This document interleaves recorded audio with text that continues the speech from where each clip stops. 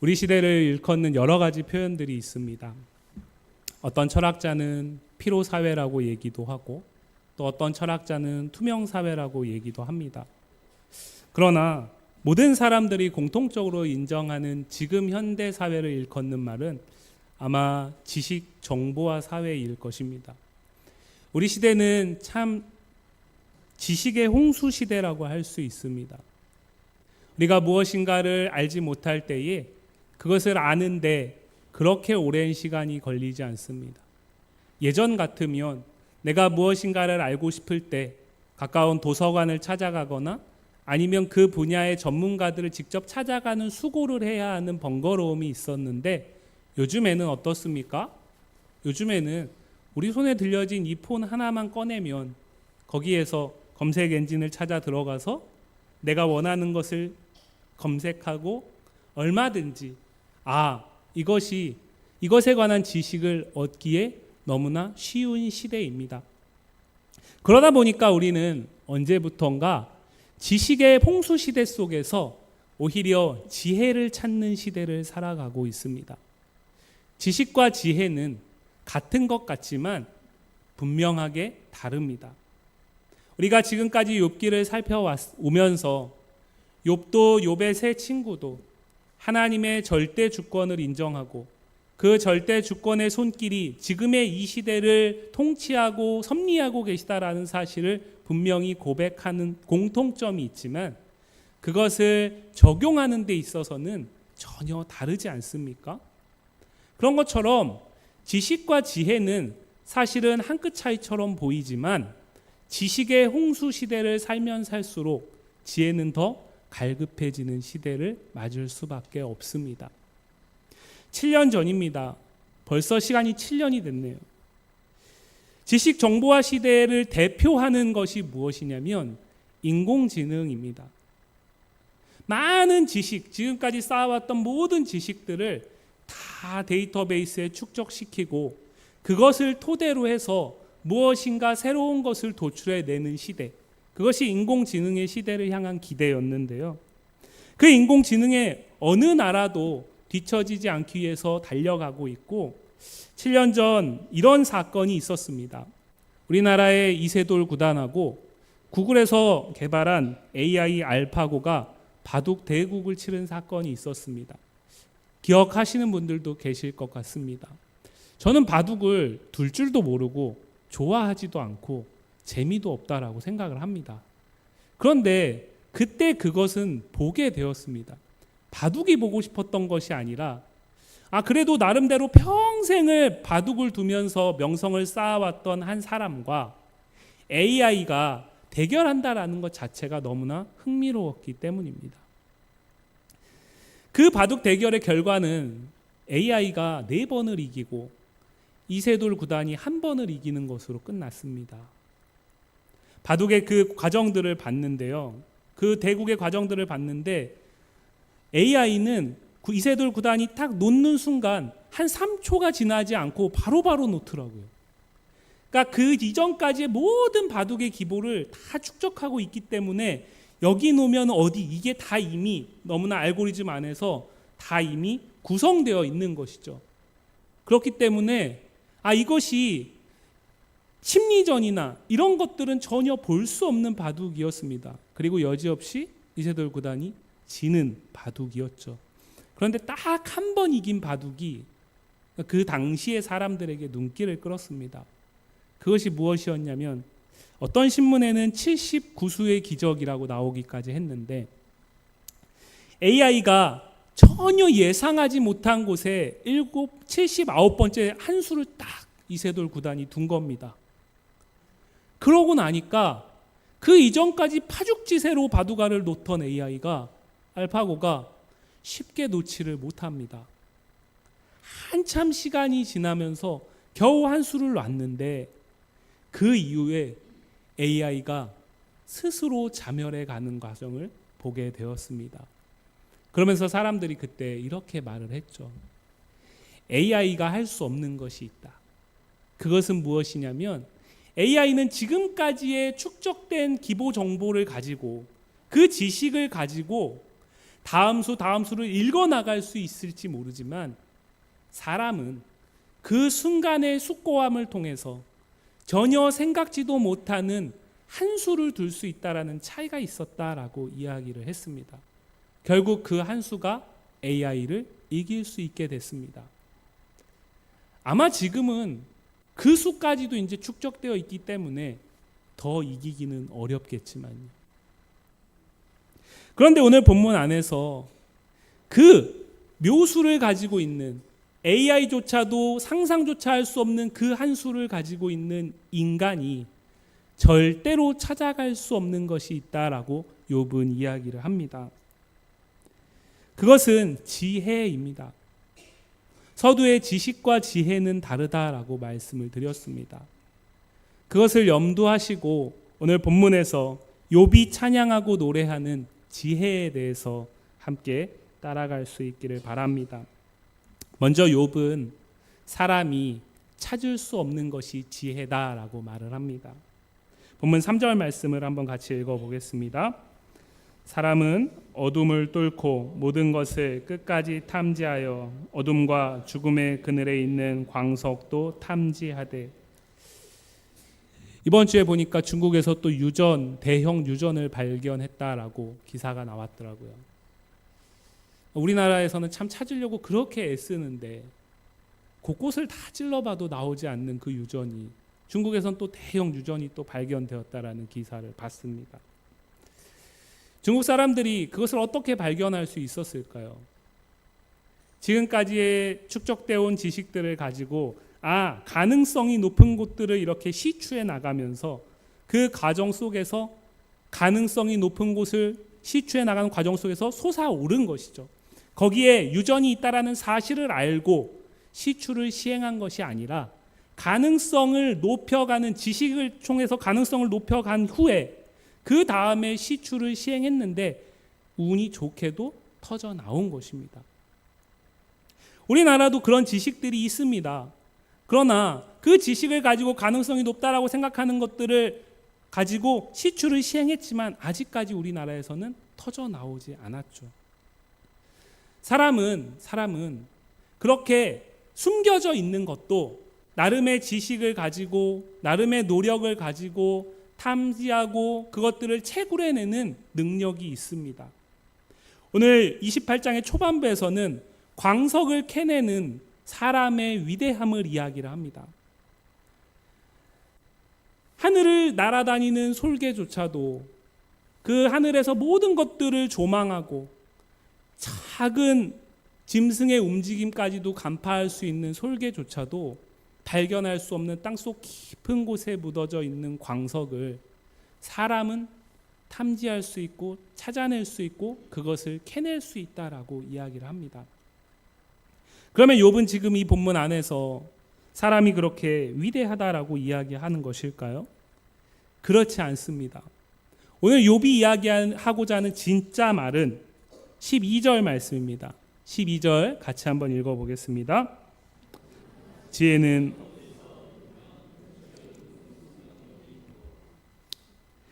땅에 숨겨져 있는 광석까지도 그 깊은 곳에 들어가서 채굴해낼 수 있는 사람이 아무리 많은 지식을 가지고 아무리 많은 축적된 경험을 가지고 시도해도 안 되는 것이 있더라.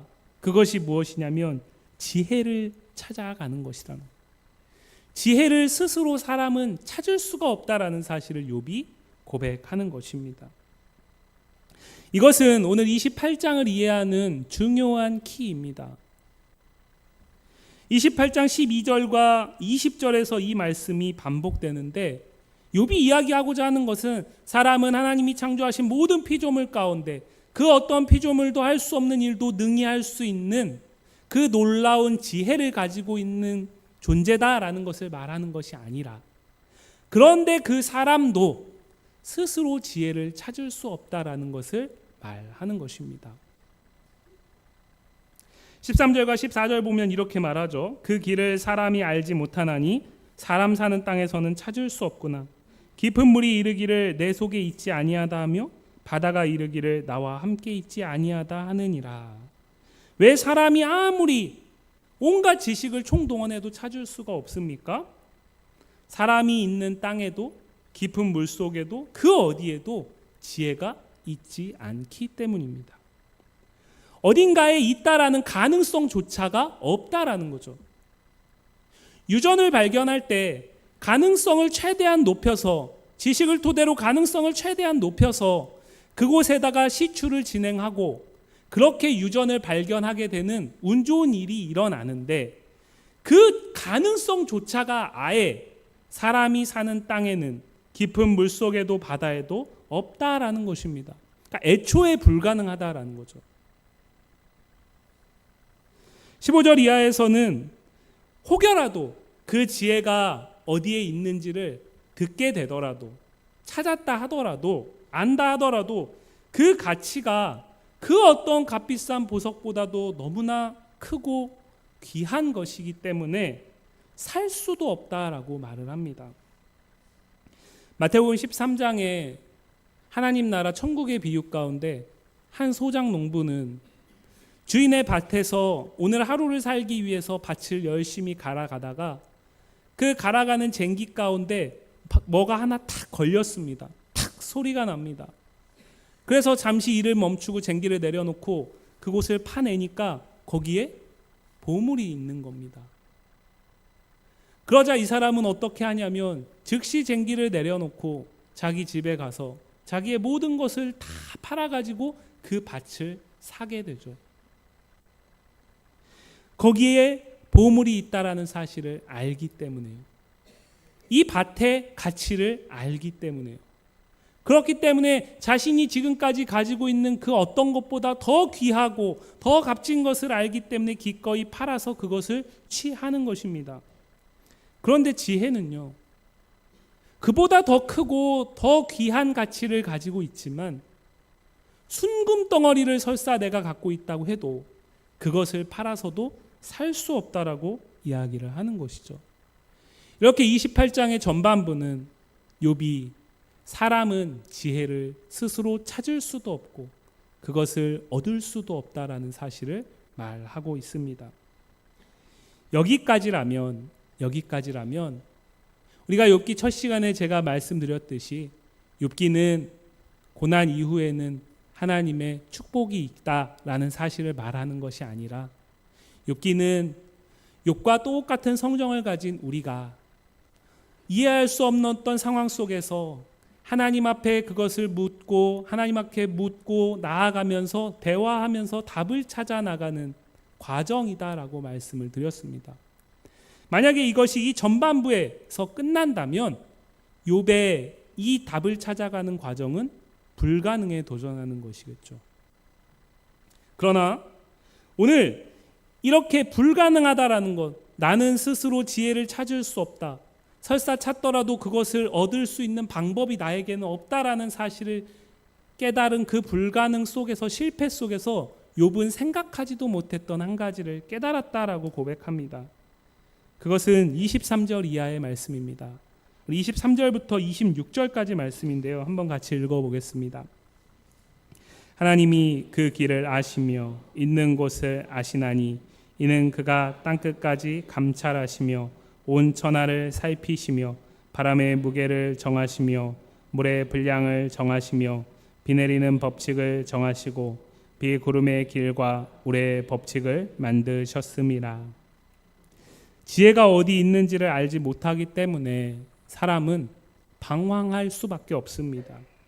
그러나 하나님께서는 그 길을 아시고 그 지혜가 있는 곳을 아십니다. 욥은 그 사실을 이 여정을 걸어오면서 깨닫게 된 것입니다. 왜 그렇습니까? 이는 그 하나님은 단순한 지식을 정보로서 존재하시는 분이 아니시라 그 정보를 왜 창조하시고 그 지식이 왜 그런 원리로 이 움직이는지 자체를 지으신 분이시다, 만드신 분이시다라고 이야기를 합니다. 이런 것이죠. 우리가 이번 주에 지난 한 주 동안 추운 날씨 속에서 눈이 내렸습니다. 그럼 우리는 눈이 내렸다라는 사실을 압니다. 우리의 두 눈을 통해서 확인하게 되죠. 그리고 거기서 한 걸음 더 나아가면 우리는 그 눈이 얼만큼 내렸는지를 수치로 계량화할 수 있습니다. 그것은 정보이고 지식입니다. 그러나 그 눈이 어떻게 내리는지, 그 눈이 왜 그 시간에 내렸는지 그 부분에 대해서는 우리는 답할 수가 없습니다. 우리가 가진 정보와 지식을 가지고서 그것을 설명할 수가 없습니다. 욥은 지금 그것을 말하는 것입니다. 바람은 붑니다. 분명히 바람이 분다라는 사실을 우리는 확인합니다.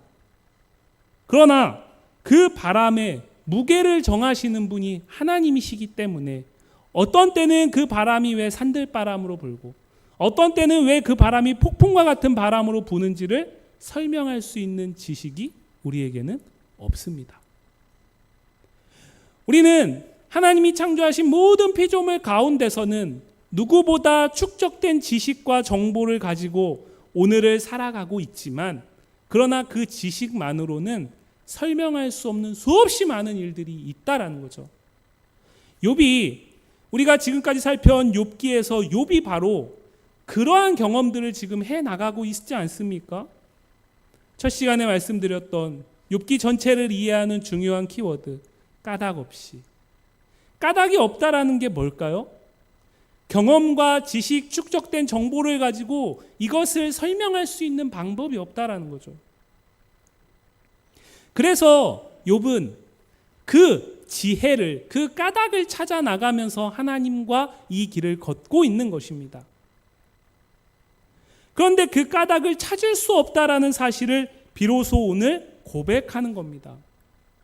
그래서 욥기 28장 전반부에 나오는 지혜라고 번역되어 있는 이 단어는 원문을 보시면 그 앞에 정관사가 붙어 있습니다.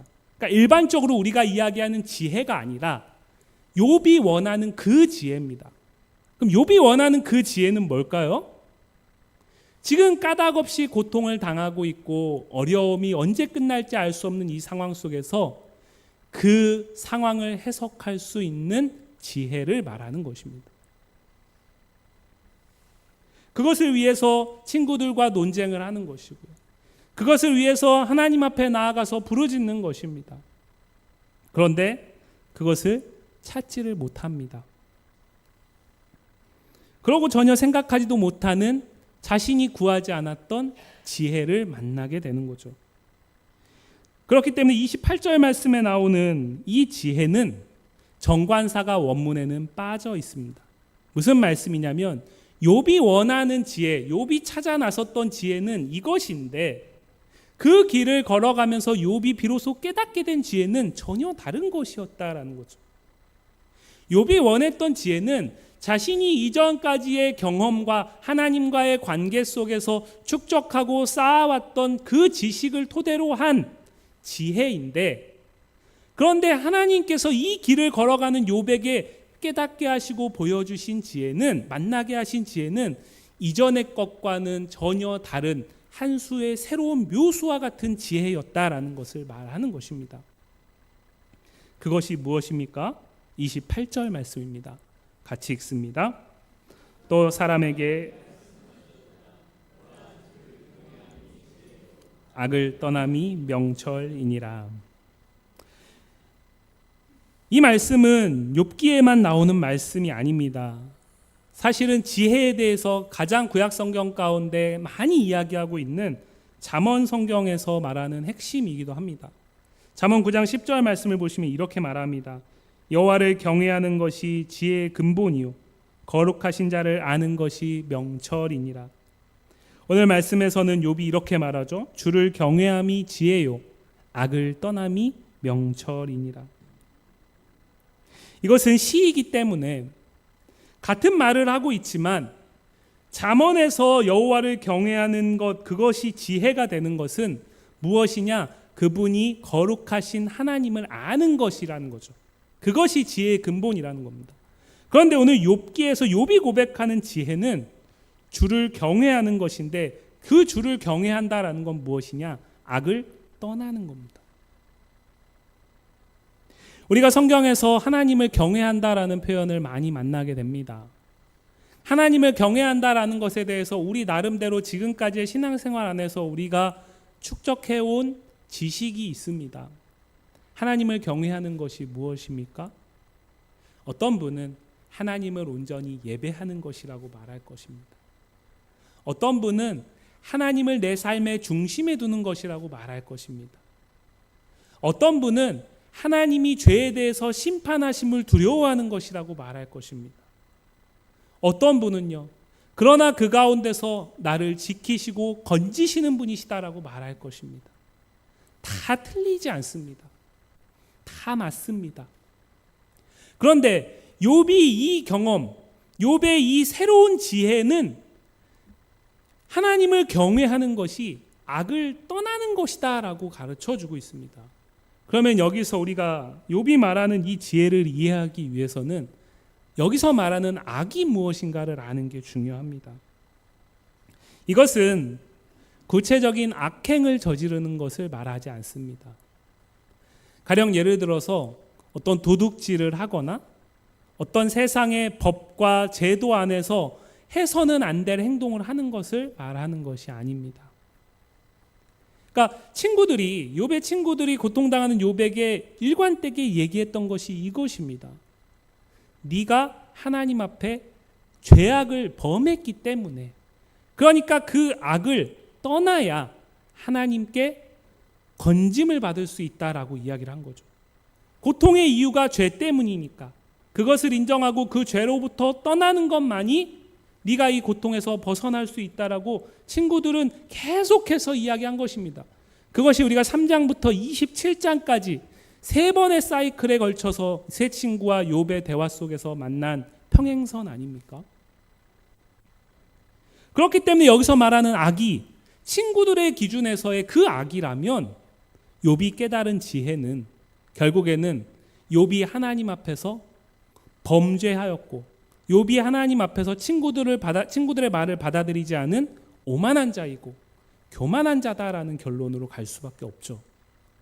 그런데 욥기 안에서 욥기의 이 지혜의 여정의 끝으로 가면 하나님은 욥이 옳다라고 말씀하시거든요. 그렇기 때문에 여기서 말하는 악이 그것일 수는 없습니다.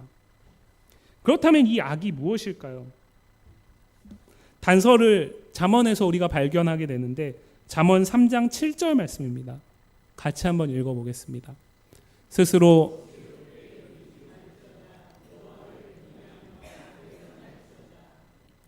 뭐라고 말합니까? 스스로 지혜롭게 여기지 말지어다. 여호와를 경외하며 악을 떠나는 것은 스스로 지혜롭게 여기지 않는 것입니다. 스스로 지혜롭게 여기는 자는 악한 자다라는 얘기입니다. 지금까지 욥에게 지혜롭다라고 얘기했던 세 친구들이 사실은 악한 자인 이유가 여기에 있습니다. 자신들이 스스로 지혜롭다라고 여기면서 자신들의 지금까지의 지식과 정보 안에서 고통당하는 욥을 나름대로 해석하고 거기에 대한 답을 제시해 왔기 때문입니다. 그런데 성경은 무엇이라고 말합니까? 그것이 악이라고 이야기를 합니다. 그렇기 때문에 욥이 틀린 것이 아니죠. 왜냐하면 욥도 사실은 친구들과 똑같은 그 인과응보의 원리를 따라서 살아왔던 사람이거든요. 그런데 이 재앙을 겪어나가면서 까닭없이 하나님의 은혜로 살아가는 것이 무엇인지를 온몸으로 경험하고 있는 것입니다. 사탄이 이렇게 말했습니다. 하나님이 욥을 인정하고 욥이 하나님을 경외하는 그 이유는 분명히 있다라는 거죠. 그래서 그 이유가 될 만한 것들을 하나하나 제거해 나갑니다. 자식, 소유, 자신의 몸뚱아리, 그리고 자신이 붙들어왔던 과거의 종교적인 지식, 그 모든 것들을 깡그리 무너뜨려 버리죠. 그러나 욥은 여전히 그 길에 서 있습니다. 친구들은 이렇게 말하는 것입니다. 그것으로부터 떠나지 않으면, 과거의 그 경험을 따라서 지금 네가 죄인이다라는 사실이 분명한데 그것을 인정하지 않으면 너에게는 소망이 없다. 그런데 욥은 그것을 받아들일 수 없는 것이죠. 그렇기 때문에 이 길을 힘겹게 걸어가면서 비로소 새로운 지혜에 이르게 된 것입니다. 욥기에서 말하는 악은 이것입니다. 스스로 지혜롭게 여기는 것입니다. 근데 이것이 사실은 예수님도 말씀하셨던 것이고, 예수님의 시대에 사람들이 예수님을 받아들이지 못했던 이유도 여기에 있습니다. 마태복음 11장 16절부터 19절까지의 말씀을 보시면 예수님께서 한 예화를 말씀하시는데, 이 세대의 사람들을 비유로 설명을 하십니다. 그런데 이 세대의 사람들이 어떠냐면, 앉아있는 무리들을 향해서 피리를 불면 그 피리의 소리에 반응해가지고 춤을 추어야 하는데 춤추지 않는 세대. 슬피 울고 있다면 그 슬픔에 함께 애통해야 하는데 가슴을 치며 애통하지 않는 세대. 근데 이것을 어떻게 해석하셨냐면 18절과 19절 말씀에서 너희는 나보다 6개월 먼저 세례 요한이 와서 세례 요한이 회개하라 천국이 가까웠느니라고 말하며 분명한 메시지를 선포했는데, 내 길을 예비했는데, 그가 먹지도 않고 마시지도 않고 광야에서 기괴한 모습으로 살아가는 모습을 보면서 귀신이 들렸다면서 세례 요한을 거부했다. 세례 요한이 회개하라 천국이 가까웠느니라고 말하면서 예수님의 길을 예비하기 위해 온 사람인데, 그 메시지에 귀를 기울인 것이 아니라 전혀 엉뚱하게 반응했다라는 거죠. 무엇을 가지고요? 과거에 저런 사람들이 있었다. 저 광야에서 메뚜기와 석청 먹고 약대 털옷 입고 우리하고 전혀 다른 기괴한 기인과 같은 모습으로 살았던 미친 것 같은 사람이 있었다. 저 사람 제정신이 아니다. 그러니까 그 사람의 메시지를 받아들이지 않았다라는 거죠. 그런데 그렇게 그가 먹지도 않고 마시지도 않았다라고 조롱하고 비난하면서 그를 거부했던 너희가 이제는 인자인 내가 와서 먹고 마시면서 사람들과 함께 하니까 이제는 뒤집어서, 만약에 그것이 문제였다면 받아들여야 되잖아요. 그런데 이제는 뒤집어서 저 사람은 먹기를 탐하고 포도주를 즐기는 사람이다. 가까이 가만히 보니까 저 사람 세리와 죄인들과만 함께한다. 그러면서 예수님이 전한 복음도 거부했다라는 얘기를 하는 겁니다. 그러면서 19절에서 이렇게 말씀하세요. 지혜는 그 행한 일로 인하여 옳다함을 얻느니라. 예수님이 무리들이 거부한다 하여서 그들이 받아들일 수 있는 모습으로 그들의 지식에 따른, 그들이 지금까지 축적되어 있는 지식에 맞는 사람으로 바뀌시겠다는 것이 아니라, 너희가 거부하면 거부하는 것과 상관없이 나는 내가 옳다라는 것을 내 행함으로 증명하겠다라고 얘기를 하는 것입니다. 그리고 자신을 지혜라고 얘기를 하고 있습니다.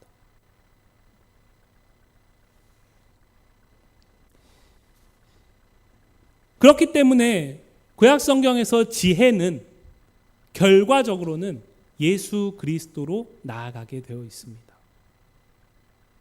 하나님을 경외하는 것, 그것이 지혜의 근본이다. 악을 떠나는 것이다. 악을 떠나는 것이 주를 경외하는 것이다. 그러려면 스스로 지혜 있다 여기지 않아야 한다라고 얘기를 했습니다. 그 얘기는 무슨 얘기일까요? 스스로 지혜 있다 하는 자는 과거에 자신의 지식과 경험과 정보에 축적된 것들을 가지고 분명히 약속된 메시아가 오셨을 때에 그분이 메시아다라는 사실을 알 수 있을 터인데, 그것이 아닌 잘못된 정보를 가지고 예수님을 자신의 스스로 지혜롭다는 그 판단 안에서 가둠으로써 예수님을 거부하게 될 것이다 라는 이야기를 하는 거죠. 그렇기 때문에 주를 경외하는 가장 핵심은 예수가 참된 지혜임을 받아들이는 것입니다. 예수 그리스도를 믿는 것이 그렇기 때문에 최고의 지혜입니다. 이렇게 지혜이신 예수님을 따라가면 우리는 하나님의 지혜를 만나게 됩니다. 그곳이 어디입니까? 오늘 욥은 잠언에서 하나님은 그 지혜가 어디 있는지도 아신다라고 말씀하셨습니다. 이 지혜이신 예수님을 따라가면 하나님의 지혜를 만나게 되는데 그곳은 십자가입니다. 십자가에서 그 이전의 방식이라면 도저히 해석할 수 없는 방법으로 전혀 새로운 지혜로 하나님은 하나님의 절대 주권을 드러내시고 우리를 구원하셨습니다. 이 지혜는 사람이 아무리 찾으려고 애써도 찾을 수 없습니다. 아무리 비싼 값을 치르더라도 살 수 없습니다.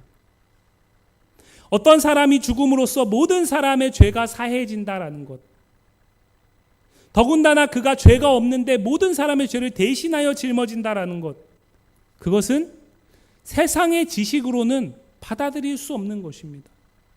세상의 지식 안에서는 무엇일까요?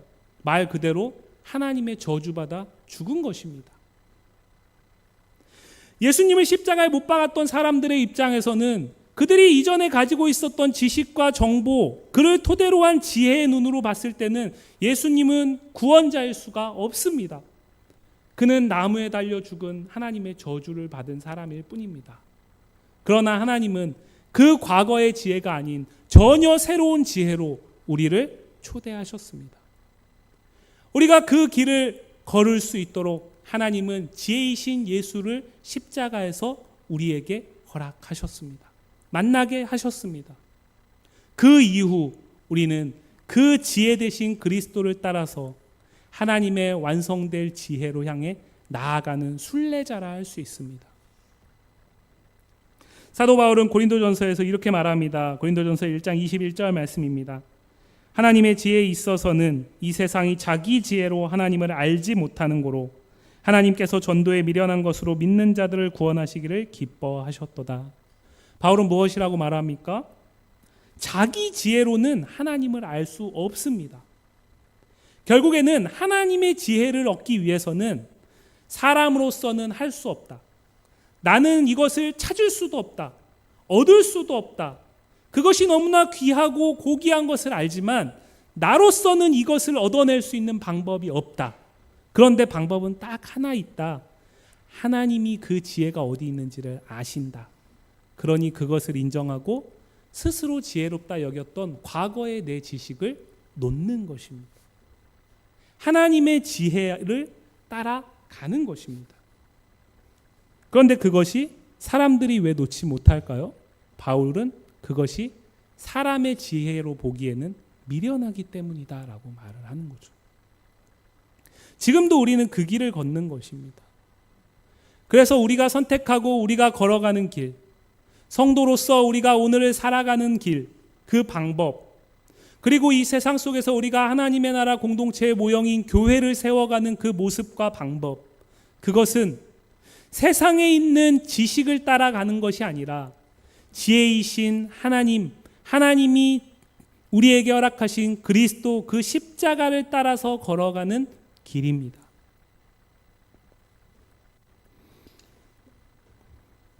그렇기 때문에 지혜를 찾아가는 우리의 여정은 십자가의 지혜를 붙들고 십자가를 따르는 삶이라고 할 수 있습니다. 십자가의 지혜는 우리를 하나님의 구원의 큰 일로 인도했습니다. 그렇게 그 십자가의 지혜를 붙들고 걸어가는 삶에 절망이 찾아올 때에 우리는 십자가에서 아들을 내어주시기까지 우리를 사랑하시며 포기하지 않고 붙드신 하나님을 바라보면서 경외함으로 힘겨울지라도 스스로 지혜 있다 여기지 않고 주님의 손을 붙들게 되는 것입니다. 이해하고 억울한 일을 당할 때에 무지하신 예수님이 우리를 구원하시려는 그 이유만으로 십자가를 지셨다는 그 이해할 수 없고 죄 없으신 예수님에게는 억울할 수 있는 그 십자가에서 드러나신 하나님의 분명하신 지혜를 붙들고 여전히 이해할 수 없고 억울한 일을 당하는 나의 오늘의 삶 속에도 나를 붙드시며 인도하시는 하나님을 따라 주저앉지 않고 다시 일어나 걷게 되는 것입니다. 적당히 타협할 수 있는 순간에도 십자가의 지혜는 우리에게 말합니다. 예수님은 그 십자가에서 타협하실 수 있으셨습니다. 예수님은 그리하실 수 있는 능력이 있으셨습니다. 하나님의 지혜를 따르지 않을 수 있었습니다. 그러나 예수님은 타협하지 않으셨습니다. 죄가 없으시지만 모든 사람의 죄를 친히 담당하시는 길을 택하셨습니다. 죄가 없으셔서 억울한 죽음이지만 그 죽음으로 대가를 치르심으로써 예수님으로 인해 우리는 불의를 용납하지 않고 하나님의 정의를 따라서 그 길을 걸을 수 있는 것입니다. 그로 인해 핍박이 있을지라도 여전히 우리를 인정하시며 그 십자가에서 보이신 지혜를 따라서 우리는 하나님의 지혜를 찾아 나서는 여정을 여전히 걸어갈 수 있는 것입니다. 사랑하는 성도 여러분, 성도인 우리는 순례자입니다. 순례자의 삶은 지식만으로 걸어갈 수 없습니다. 순례자의 삶에는 수없이 많은 역경들이 있고요. 순례자의 삶에는 생각하지 못하는 일들이 상존하기 때문에 그렇습니다. 지금까지 우리가 걸어온 우리 나름대로의 지식과 경험을 가지고는 그 길을 걸어갈 수 없습니다. 그것만으로 걸어간다면 서두에 말씀드렸듯이 평생을 바둑을 두었던 그 한 사람이 모든 기보를 축적한 알파고 인공지능에 속절없이 패하는 패배를 우리는 경험할 수밖에 없습니다. 그러나 그것이 아닌 그 길을 인도하시는 지혜이신 그리스도를 따라서 그리고 그를 통해서 드러내시는 하나님의 새로운 지혜를 붙들고 우리가 순례자의 걸음을 걸어 나갈 때에 우리는 순간순간 묘수가 되시는 성령 하나님의 인도하심을 받게 될 것이고 그 가운데서 나의 지식보다 더 크신 하나님의 지혜를 경험하게 될 것입니다. 이 길을 걷는 것은 어렵습니다. 힘듭니다. 시시때때로 포기하고 싶은 때가 있고 깊은 외로움을 경험할 때도 있을 것입니다. 많은 사람들이 기꺼이 걸으려는 길이라기보다는 오히려 거부하고 가능하면 피하고 조롱하고 손가락질하는 길에 가까울 것입니다. 그럼에도 우리는 이 길을 걸어야 할 줄 압니다. 지금도 우리는 하나님의 손으로 이끌림을 받아서 이 길을 걷고 있음을 믿으시기를 바랍니다. 십자가의 지혜를 보이신 그리스도께서 우리와 함께 하시며 우리를 놓지 않으시고 마지막 순례의 걸음을 마칠 때까지 친히 이끌어 가실 것입니다. 우리가 함께 찬양했던 찬양을 기억하시죠? 하늘을 볼 겨를도 없이 수없이 많은 지식의 홍수시대 속에서 하루에도 우리가 굳이 알지 않아도 될 수없이 많은 정보들을 자의적으로 타의적으로 축적해 나가는 바쁘고 분주한 삶 속에서 우리에게는 하나님의 지혜가 필요합니다. 하나님의 지혜만이 우리를 하나님의 영원한 구원으로 인도할 수 있습니다.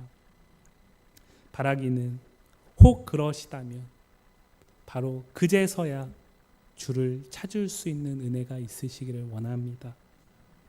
여전히 헛된 지혜, 그 지혜를 찾는 세상에서 참된 지혜이신 그리스도를 알고 그를 믿음으로 예수 그리스도의 십자가의 지혜를 붙들고 주를 경외함으로 스스로 지혜 있다 하는 악을 떠나서 순례자의 걸음을 힘겨울지라도 주님과 함께 걸어가는 우리 모두가 되기를 간절히 소망합니다. 기도하겠습니다. 하나님, 욥의 여정을 통해 하나님의 지혜를 찾아가는 이 길이 결코 순탄하지 않음을 봅니다. 그러하기에 하나님의 지혜를 구하며 지혜를 찾아 떠나는 이 길에서도 여전히 스스로 지혜 있다 여기며 살아가는 우리의 모습을 또한 봅니다. 아버지여, 우리를 불쌍히 여겨 주옵소서. 우리를 성령으로 새롭게 하여 주옵소서. 우리가 신앙생활을 하며 쌓아왔던 수없이 많은 지식과 정보를 가지고 하나님 영원한 나라에 이를 수 없을 줄 압니다. 아버지, 우리의 지혜를 내려놓고 하나님의 지혜를, 그 새롭고 묘수가 되는 지혜를 붙들고 우리의 삶을 힘겨울지라도 걸어갈 수 있도록 그러한 순례자들로 서가게 하여 주옵소서. 감사하며 예수님 이름으로 기도합니다. 아멘.